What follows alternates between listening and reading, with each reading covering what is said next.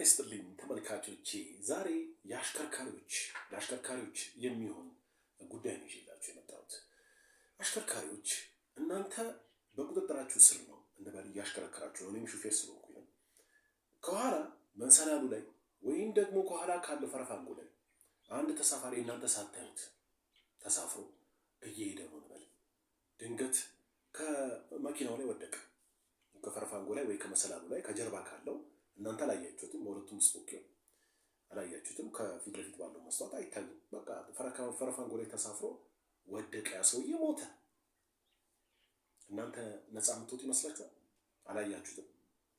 ራሱን የወደቀው ምንም ግንኙነት የላችሁም። አታውቁትም፣ አያውቃችሁም። ራሱን ሮጦ ሄዶ ተንጠልጥሎ አላያችሁትም። ሮጦ ሄዶ ሲንጠለጠልም አላያችሁትም። ያ ሰውዬ ሞተ። ከመኪናችሁ ላይ ወድቆ አጋጣሚ ከፊት ለፊታችሁ ያለው ትራፊክ ፖሊስ አይቶት ነበር። አስቆማችሁ። ነፃ ትወጣላችሁ? አትወጡ። ክቡራን ተመልካቾቼ፣ ክቡራን ሹፌሮች አትወጡ። አልወጣም፣ አንወጣም። ሁላችንም አሽከርካሪው ላይ ያለው ነገር በሙሉ እኛን የሚመለከት ነው። አሽከርካሪዎች የሚመለከት። ስለዚህ ህጉ ምንድነው የጣለው እኛ ላይ? በቃ መስተዋትም ገጥመን ሊሆን ይችላል።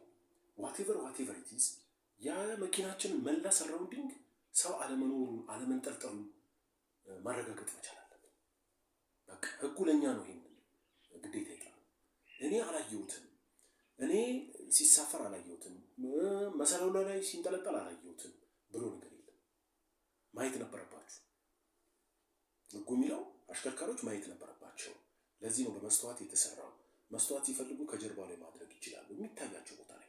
በነገራችን ላይ በተለይ ለከባድ መኪና አሽከርካሪዎች ይሄ ከባድ ለሚሆን እንደሚችል እገምታለሁ። ነው ከባድ ግን ምንድነው የሚያደርጉት? አንዳንድ ከባድ አሽከርካሪዎች ምንድነው የሚያደርጉት? ከጀርባው እንደ እሾክ ምናምን አይነት ነገር አድርገው እንትን ይሉታል። ፈረፋንጓቸውን ሰው እንዳይነካው ያደርጋሉ። ወይ ደግሞ የሚንጠላጠልበት ነገር እንዳይኖር ያደርጋሉ። አይታችሁት ከሆነ የኮንቴነር መኪናዎች ብዙ ጊዜ አይመቹም። ለዚህ ተብሎ የተሰሩ ናቸው። ኤኒዌይስ ዋቴቨር ኢት ኢዝ ቢመችም ባይመችም ቢሆንም ባይሆንም መኪናችን ላይ እኛ የምናሽከረክረው መኪና ላይ ያላሰብነው ሰው ከኋላ ያላየነው ሰው ተሳፍሮ ወድቆ አደጋ ላይ ቢወድቅ እንጠይቃለን። ክቡራን ተመልካቾች እንጠይቃለን። የምንጠየቀው በቸልተኝነት ነው።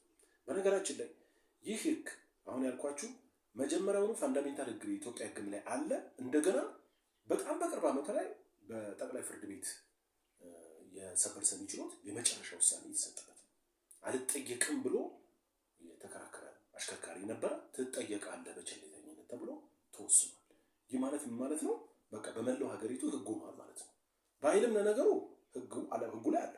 በቸልተኝነት ሰው ይጠየቃል፣ አሽከርካሪ ይጠየቃል። ነገር ግን አጽንቶታል ነው። በአሁኑም ዘመን ላይ የዛሬ 4 ዓመት አካባቢ በሰበር ችሎት ላይ ተወስኖበታል። ምን ማለት ፈልጌ ነው?